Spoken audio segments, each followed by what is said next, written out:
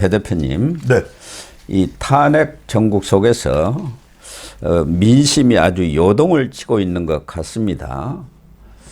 지금 이재명 민주당 대표 입장에서는 최고 혹이라고 할 수도 있는데도 불구하고 이재명 또 민주당의 지지율은 빠지고 최악의 위기를 맞은 윤석열 대통령과 국민의힘은 또 급상승하는 이런 어떻게 보면은 아이러니한 현상이 벌어지고 있습니다. 네. 그게 지금 그동안에는 ARS 조사 결과를 가지고 민주당 측이 뭐 조사의 신뢰성 문제를 제기를 했습니다마는 엊그제 갤럽과 NBS 전국 지표조사 이 두 가지 여론조사는 ARS가 아니고 직접 전화 면접 조사 아닙니까? 그렇습니다. 여기서도 그런 결과가 지금 나온 것 아닙니까? 네. 맞습니다. 예. 왜 이렇게 전혀 상반된 결과가 나와버린 겁니까? 제가 뭐 계속 말씀은 드렸습니다만 실제로 민주당에서는 자동응답 조사 결과를 가지고 뭐 고발하겠다, 고소하겠다 그러지 않았습니까? 예. 근데 끊임없이 많은 시청자분들은 고영신 TV를 보면서 배종찬 소장이 어떤 뭐 성향을 가지고 있냐 이렇게 생각하셨는데 지금 데이터로 확인을 하신 거예요. 예, 그러니까 그렇습니다. 핵심적인 이유는 하나입니다. 이재명 안 돼. 5글자입니다. 왜냐? 이 조사 결과들을 보면은 사실 지금 민주당은 지지율이 엄청나게 치솟아야 되는 거 아니겠습니까? 그러니까요. 이 상황에서 탄핵 국면에서 정말 8년 전만 생각하더라도 그 당시에는 막 지지율이 솟구쳤었어요. 그런데 왜 이럴까? 다른 이유가 아닙니다. 이재명 안 돼. 이게 가장 핵심적이다라고 볼 수밖에 없는 것이 지금 갤럽 조사에서도 민주당이 36, 그 다음에 국민의힘이 34예요. 그런데 34입니다. 탄핵에 대한 찬성 반대는 또 달라요. 예. 탄핵에 대해서는 찬성 여론이 64%입니다. 예. 64%인데 그러면 왜 민주당이 64가 안 나오느냐?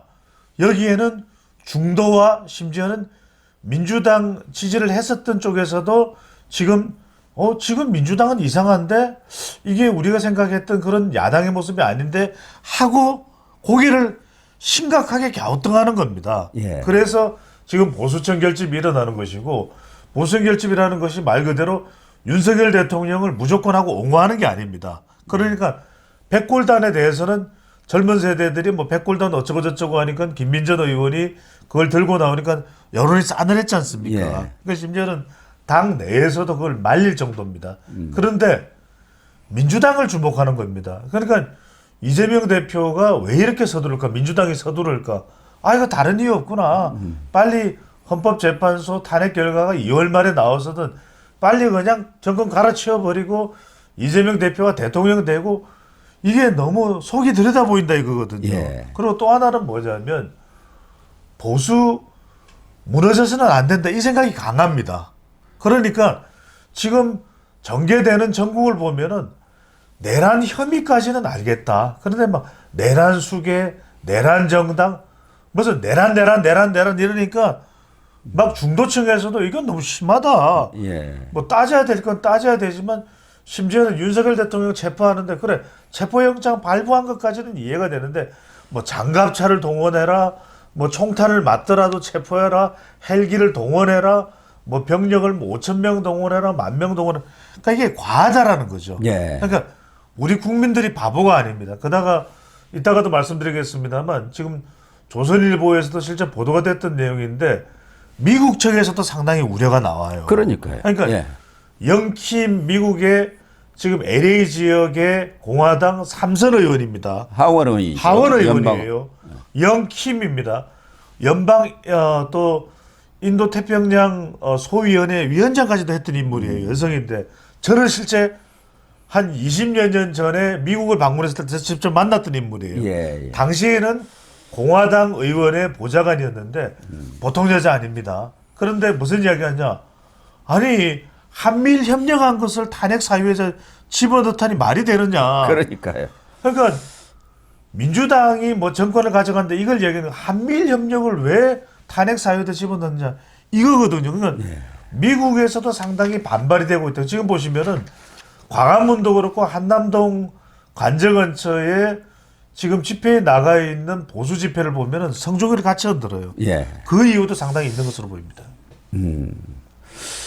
민주당이 지금 지난 한 달 동안 거의 전국을 주도하다시피 했지 않습니까? 그런데 헛발질을 하는 경우가 지금 많았어요. 그렇죠.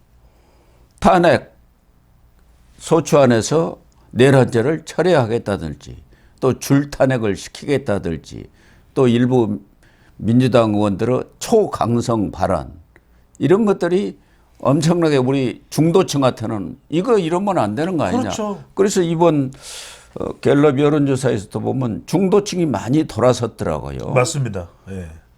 중도층이 지난번 12월 17일에서 19일까지 조사한 게 갤럽이 가장 최근에 나온 것 아닙니까? 그리고 그렇습니다. 이번에 1월 6일에서 맞습니다. 10일 조사를 네. 했는데 그때 보면 중도층이 13%가 지지를 했었는데 국민의힘을 예. 이번에 24%로 늘었고 예. 민주당은 46%가 지지를 했던 게 35% 떨어졌어요. 10% 이상 예. 빠졌어요. 예. 요 탄핵 찬반에서도 비슷한 현상을 보이고 있더라고요. 중도층이 그 당시에는 탄핵 찬성에 83%였는데 13%가 빠져갖고 70으로 줄어버렸어요. 그리고 탄핵 반대는 14에서 24로 그렇죠. 올라가 버렸어요. 더 맞습니다. 10%가 올라. 예. 그러니까 중도층이 많이 변해버렸어요. 바로 그 말씀입니다. 예. 아니 그러니까 첫 번째 중도층이 이해가 안 되는 건 아니 이제부터는 헌법재판소와 수사기관에 맡기면 되지. 그렇지 않습니까? 예. 아니 민주당이 감나라 배나라 왜 하느냐. 감나라 변화라 하는 정도가 아니라 완전히 공수처 경찰을 산하기관 하수인으로 이렇게 부려버렸지 않습니까? 장갑차 내라 무슨 오동훈 공수처장을 불러서 실탄을 맞더라도 체포하라. 지금 예. 무슨 우리가 무슨 남북 전쟁하는 겁니까? 아니지 그러니까요. 않습니까? 그러니까 중도층은 아니 그럼 헌법재판소에 맡겨놔라. 그리고 수사기관에 맡겨놔라. 이게 중도예요. 예. 그리고 국회는 국회가 할 일이 하면 된다. 제가 늘 말씀드리지만 국회의원들의 1년 연봉이 세전 1억 5천이 넘어요. 예. 그러면 그 부대 비용, 보좌진, 또 의원 사무 10억이 넘는다는 겁니다. 그러면 밤을 새고 지금 국민들은 힘들어하고 경제 지금 고통을 겪고 있지 않습니까? 그런데 예. 그게 아니라 아침부터 저녁까지 내 하는 일이 무슨 윤석열 사형 그건 헌법재판소에 맡겨놓고 법원에 맡겨놓고 지금 국민들의 생각은 그렇다라는 겁니다. 또 하나는 박근혜 전 대통령 탄핵 때만 하더라도 당시는 새누리당이었죠. 분열이 됐지 않습니까? 그렇습니다. 바른정당이 생기고 그러다 보니까 지지율이 분당 전에 한 30% 되던 게 12% 이렇게 빠져버렸는데 윤석열 대통령의 경우는 32%에서 비상계엄이 24%로 많이 추락한 것은 사실이지만 분당도 안 되고 단일 대우를 형성하면서 또 당론도 확고하게 유지를 한 데다가 윤 대통령의 저항 의지가 확실히 드러나면서 거의 과거의 박근혜 전 대통령과는 전혀 다른 양상을 지금 보이고 있는 것 아닌가. 그런 측면에서 보면 응답률의 경우도 이번에 보면은 계엄 전 상황과 계엄 후 상황에 보수 응답률이 엄청나게 올라가 버리더라고요. 그렇습니다. 이것도 굉장히 중요한 것이 보수층들이 여러분들이 아셔야 되는 건 뭐냐면 물론 뭐 윤석열 대통령을 지지하는 여론도 있습니다만 보수가 무너져서는 안 된다. 예. 보수가 무너지니까 8년 전에 학습 효과가 있는 겁니다. 그때 그냥 속절없이 아니 우리가 왜 무너져지? 태블릿 PC에 그냥 와르르 무너진 겁니다. 예. 언론 보도 하나에 와르르 무너진 겁니다. 지금 연방하원 의원인 영킴이 그 부분을 지적하고 있어요. 왜 방송사들은 한쪽에 화면만 보내주느냐. 예. 왜 양쪽의 의견을 다 안 보내주느냐. 그게 틀린 말이 아니거든요. 예. 그러니까 지금 하는 이야기가 그때 속절없이 와르르 무너졌더니 그때 뭐 태블릿 PC에 말 3마리에 다 무너졌지 않습니까? 예. 그러다 보니까 2017년 대선 졌죠. 2018년 지방선거 졌죠. 2020년 총선 졌죠. 고 박사님이 아시습니까? 그러고 나서 뭐 세상이 새로운 세상이 됐습니까? 적폐청산이라는 이유로 나라가 사실은 뭔가 완전히 새롭게 혁신적으로 거듭났냐면 그게 아니라는 사실을 이제는 알고 있거든요, 우리가. 예. 그러다 보니까 안 되겠다. 이제는 더 이상 그럴 수가 없다. 이른바 이재명 민주당이 주도하는 대로 가서는 안 된다. 이런 부분들 때문에 지금 한국 여론평판연구소와 아시아투데이가 했던 조사는 지난 3일, 4일 조사입니다만 이건 40%예요. 대통령 지지율이. 그렇습니다. 대통령 지지율이라는 것이 윤석열 대통령을 지지한다라는 그 이유 이상으로 보수가 무너져서는 안 돼. 더 강력한 것은 이재명 안 돼. 이게 포함이 돼 있다는 겁니다. 심지어는 이 조사를 가지고 마구잡이로 민주당에서는 공격을 했거든요. 그런데 그렇죠. 그 뒤에 나온 데일리안과 여론조사 공정의 조사는 42.4%예요. 오히려 40%를 뚫고 나갔고 지금 조원진 우리공화당 대표 이야기는 앞으로 이 지지율이 50%를 뚫을 것이다. 이런 이야기들을 하고 있는 거죠. 바로 8일에서 9일 조사한 그렇습니다. 에브리 리서치 예. 이 여론조사를 보면 윤 대통령에 대한 지지율이 긍정평가가 45.2%입니다. 부정평가는 52.4%로 7.2% 차이밖에 안 나는 그러니까요. 그런 상황이에요. 그렇습니다. 그러니까 이전까지는 뭐 30% 중반 이런 선을 이루다가 최근 들어서는 최근 일주일 사이에는 거의 여론조사마다 40%를 오버를 넘고 있어요. 그렇죠. 왜 그런지 네. 아십니까? 왜 그러냐? 지난 여러분들 생각해 보십시오. 2022년 대선 기억나시죠? 3월 9일 대선이 있었지 예. 않습니까? 고 박사님께 제가 여쭤보겠습니다. 그때 윤석열 지지한다면서 투표했겠습니까? 문재인 이재명 안 돼 그러면서 투표했겠습니까? 2022년 대선에서. 윤석열 여러분들, 지지한다고 했겠죠. 그렇죠. 지지한다고 했지만 그분들의 마음속에서는 문재인 안 돼. 이재명 안 돼. 바로 그거죠. 예. 그때 나왔던 윤석열 후보의 득표가 48%거든요. 예. 그 이야기는 뭐냐? 48%까지는 간다 이야기예요. 아, 그러네요. 그래서 45.2까지 와 있어요. 그러니까 제가 진단이 정확하지 않습니까? 예. 그러니까 이 확장 여러분들 이 윤석열 대통령 지지한다라는 것이 이재명 안 돼라고 하는 기준에 의해서 지금 지지율이 만들어지고 있는 것이기 때문에 최대 얼마까지 확장되냐? 50% 절반까지 간다는 거예요. 절반까지 갈 수밖에 없다. 누구 때문에? 이재명 안 돼 때문에. 이따가도 말씀드리겠지만 심지어는 유명한 가수들도 그런 얘기를 한단 말이죠. 네.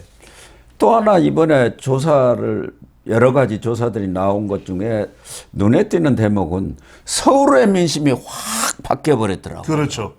이번에 에브리서치 조사에서도 서울에서의 윤 대통령에 대한 긍정평가가 51.1%입니다.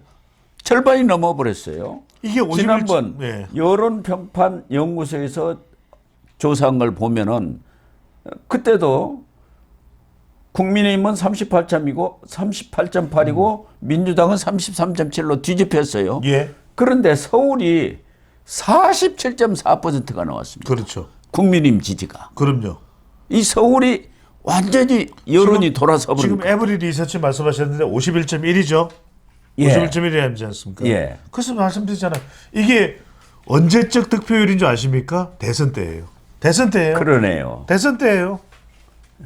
이만큼 서울의 민심, 수도권의 민심이 그렇죠. 바뀌어가고 있구나. 그렇죠. 예. 대선 때로 간다니까요. 그러니까 대선 때처럼 윤석열 대통령을 지지하는 여론도 있지만 누구는 안 돼라고 하는 그 여론이 제일 핵심이다.